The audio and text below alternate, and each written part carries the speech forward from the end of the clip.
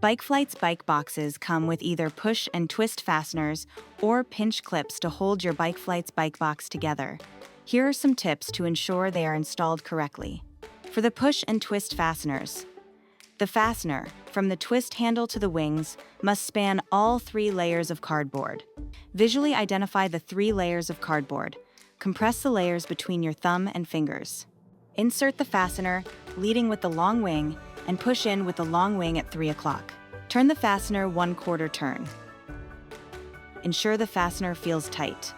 When installing the fasteners for the lid, push down on the top flap of the end panel to hold the side flap of the end panel in place and add extra support.